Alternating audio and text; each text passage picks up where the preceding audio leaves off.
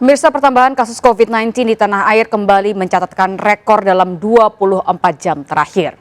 Tercatat terjadi penambahan lebih dari 12.000 kasus dalam sehari. Lonjakan kasus COVID-19 pasca libur lebaran tahun ini bahkan melonjak dibandingkan libur lebaran tahun lalu, yakni mencapai 112%.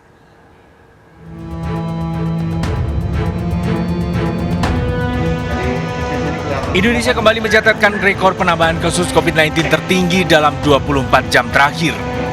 Data Satgas Penanganan COVID-19 mencatat, dalam sehari penambahan kasus COVID-19 di Indonesia menembus 12.624 kasus.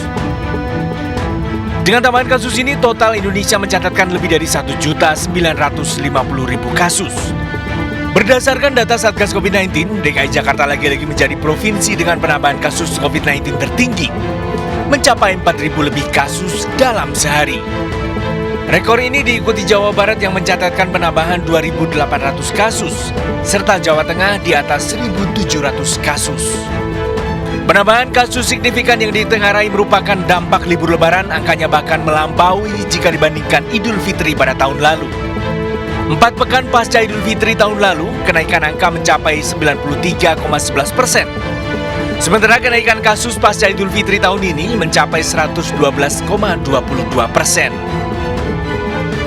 Kenaikan signifikan pada tahun ini terjadi sebagai dampak lonjakan kasus di minggu keempat yang sangat signifikan, mencapai 2 kali lipat dalam sepekan.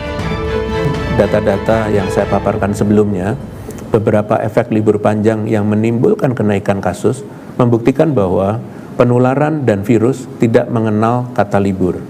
Kita semua mengerti masa pandemi tidaklah mudah.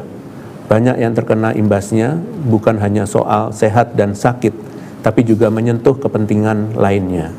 Tidak ada jalan lain untuk keluar dari pandemi, melainkan kita mampu beradaptasi dengan kebiasaan-kebiasaan baru ini secara berkelanjutan.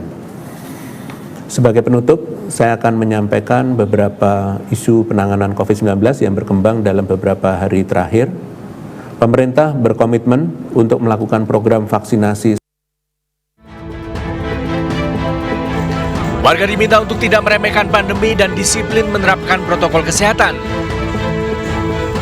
termasuk memakai masker dan menjauhi kerumunan agar kasus COVID-19 dapat ditekan dan tidak justru berujung pada tenaga dan fasilitas kesehatan tanah air yang kolaps akibat masifnya penyebaran pandemi.